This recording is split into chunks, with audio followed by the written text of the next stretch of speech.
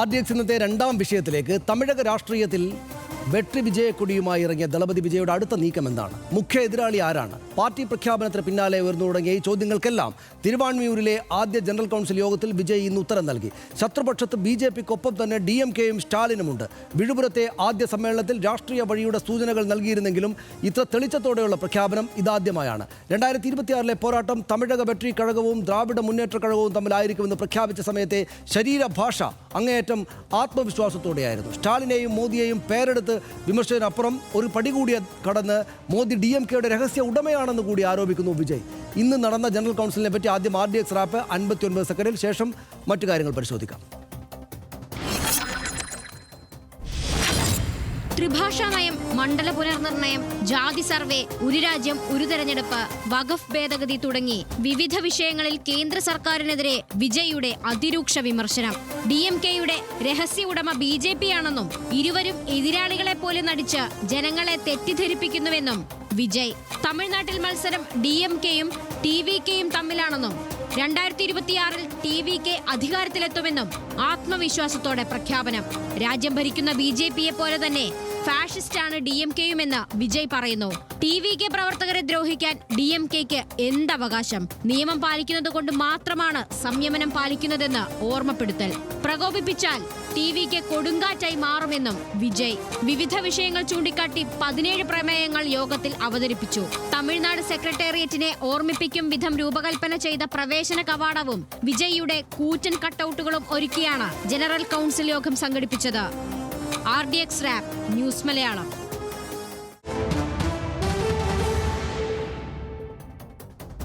തമിഴ്നാട്ടിലെ വിജയ് ഫാക്ടർ എന്താകുമെന്ന് നമുക്ക് വിശദമായിട്ട് പരിശോധിച്ചു വരാം.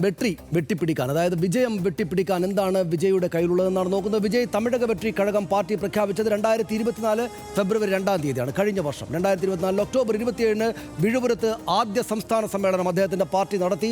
വലിയ വിജയമായിരുന്നു. 5 ലക്ഷത്തിലേറെ പേർ പങ്കെടുത്ത പൊതുസമ്മേളനം അതിൻ്റെ ഭാഗമായിട്ട് അദ്ദേഹം നടത്തി. വർഗീയതയും അഴിമതിയും മുഖ്യ ശത്രുക്കളാണ് എന്ന പ്രഖ്യാപനം അദ്ദേഹത്തിൻ്റെ ഭാഗത്ത് നിന്ന് ഉണ്ടായി. ഒരു കുടുംബം സംസ്ഥാനത്തെ കൊള്ളയടിക്കുകയാണെന്ന് വിജയ് സ്റ്റാലിൻ്റെ കുടുംബത്തെ ചൂണ്ടിക്കാട്ടി പറഞ്ഞു.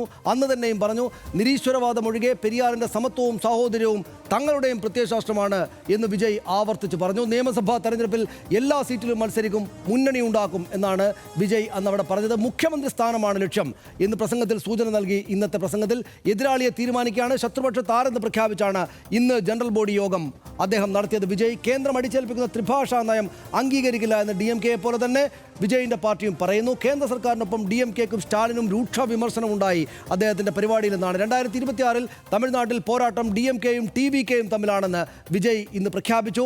രണ്ടുപേർ തമ്മിലാണ്. DMK രാഷ്ട്രീയ കളി അവസാനിപ്പിച്ച് ജാതി സർവേ നടത്തണമെന്നൊരു പോയിന്റ് അദ്ദേഹം മുന്നിലേക്ക് ഇട്ടിട്ടുണ്ട്. പ്രകോപിപ്പിച്ചാൽ TVK കൊടുങ്കാറ്റായി മാറുമെന്ന മുന്നറിയിപ്പ് കൂടെ ഇന്ന് അദ്ദേഹം നടത്തി. സംസ്ഥാനത്തെ ക്രമസമാധാന സാഹചര്യം തകർന്നു എന്ന് സ്റ്റാലിനെ അതിരൂക്ഷമായി വിമർശിച്ചുകൊണ്ട് വിജയ് പറഞ്ഞു. DMKയുടെ കുടുംബ രാഷ്ട്രീയത്തിനെതിരെ വീണ്ടും കടന്നാക്രമിക്കുകയുണ്ടായി ഇന്നും വിജയ്. അദ്ദേഹത്തിൻ്റെ പ്രധാനപ്പെട്ട ഒരു തീമാണത്. ഇതാണ് എതിരാളിയെ തീരുമാനിച്ചിരിക്കുന്നു ഹർഷൻ. അവിടെ വലിയ മാറ്റമുണ്ടാക്കും വിജയ്. അദ്ദേഹം ഭരിക്കും അടുത്ത തെരഞ്ഞെടുപ്പിൽ എന്നല്ല, പക്ഷേ വലിയ മാറ്റമുണ്ടാക്കും രാഷ്ട്രീയ രംഗത്തെന്നാണ് പറയുന്നത്. ഹർഷൻ ടേക്ക് എന്താ? ഇന്നാണ് ഒരു അഗ്രസീവായ പോരാട്ടത്തിന് താൻ ഇറങ്ങിത്തിരിച്ചിരിക്കുന്നു എന്നുള്ള ഒരു ശരീരഭാഷ വിജയുടെ ഭാഗത്തു നിന്നുണ്ടായത്. നേരിട്ട് ആരാണ് എൻ്റെ ശത്രു, അല്ലെങ്കിൽ എൻ്റെ പാർട്ടിയുടെ ശത്രു ആരാണ്, ഞാൻ ആരോടാണ് നേരിടാൻ പോകുന്നത് എന്നുള്ളത് ഇന്ന് കൃത്യമായി പ്രഖ്യാപിച്ചിട്ടുണ്ട്. അവിടെ BJP ഉണ്ട്, ADMK ഉണ്ട്. ഇവരാരുമല്ല, ഞാൻ നേരിട്ട് തെരഞ്ഞെടുപ്പിൽ നേരിട്ട് ഏറ്റുമുട്ടാൻ പോകുന്നത് DMKയോടാണ് എന്നത് കൃത്യമായി പ്രഖ്യാപിച്ചു. അതിൽ തന്നെ ഇപ്പോൾ കഴിഞ്ഞ കുറേ ദിവസങ്ങളായി നിരന്തരമായി പരിഹസിച്ചു കൊണ്ടിരിക്കുകയാണ് വിജയെയും വിജയുടെ പാർട്ടിയെയും DMKയും ഇത് മനസ്സിലാക്കി കഴിഞ്ഞു എന്നുള്ളതാണ്. അവിടെ നേരിട്ട് ഏറ്റുമുട്ടേണ്ടി വരിക ഒരു പക്ഷേ വിജയുമായിട്ടായിരിക്കും എന്നുള്ളത് DMKയും മനസ്സിലാക്കിയിട്ടുണ്ട്. കാരണം ചെറുപ്പക്കാരുടെ ഇടയിൽ വലിയ സ്വാധീനം ഉണ്ടാക്കാൻ വിജയ്ക്ക് കഴിഞ്ഞിട്ടുണ്ട്. ആദ്യഘട്ടത്തിൽ പ്രതീക്ഷിച്ചതുപോലെയല്ല കാര്യങ്ങൾ. കൃത്യമായ രാഷ്ട്രീയ ബുദ്ധി ഉപദേശിക്കാൻ ആളുകൾ ഒരുപക്ഷെ വിജയുടെ ഒപ്പമുണ്ട്, അല്ലെങ്കിൽ വിജയുടെ തന്നെ ഒരു രാഷ്ട്രീയ ബുദ്ധിയാണിത് എന്ന് പറഞ്ഞുകൂടായികയില്ല. കാരണം ഓരോ ഘട്ടത്തിലും കൃത്യമായ ടാർഗറ്റാണ് വിജയ് നിശ്ചയിക്കുന്നത്. ആ ടാർഗറ്റിലേക്ക് എത്തിപ്പിടിക്കാൻ വിജയ്ക്ക് കഴിയുന്നുണ്ട് എന്നുള്ളതാണ്. ഇന്നിപ്പോൾ വിജയ് പറഞ്ഞ ഒരു കാര്യം, ഇന്നിപ്പോൾ അല്ല, ഈ കഴിഞ്ഞ കുറേ കാലമായി വിജയ് ആരംഭിച്ച ഘട്ടം മുതൽ പറയുന്ന ഒരു കാര്യമുണ്ടല്ലോ, തമിഴിൻ്റെ എല്ലാ സ്വത്വവും എനിക്ക് വേണം, പക്ഷേ ഈ നിരീശ്വരവാദം ഒഴികെ. അതായത് ഈ നവോത്ഥാനത്തിൽ, തമിഴ്നാടിൻ്റെ ഒരു നവോത്ഥാന കാലഘട്ടത്തിൽ പെരിയാറൊക്കെ മുന്നോട്ട് വെച്ച നിരീശ്വരവാദം ഒഴികെ, പെരിയാർ പറഞ്ഞ ദ്രാവിഡവാദമടക്കം മറ്റെല്ലാ കാര്യങ്ങളും എനിക്ക് വേണം. നിരീശ്വരവാദം മാറ്റി വെച്ചേക്കൂ. ഇതിലൊരു കൗതുകം എന്താണെന്നറിയോ? ഇതാണ് ഇന്നത്തെ തമിഴ്നാട്. അതായത് തമിഴ്നാടിന് ആ ദ്രാവിഡ സ്വത്വം തമിഴ്നാടിൻ്റെ കയ്യിലുണ്ട്, തമിഴ്നാടിൻ്റെ ഉള്ളിലുണ്ട്.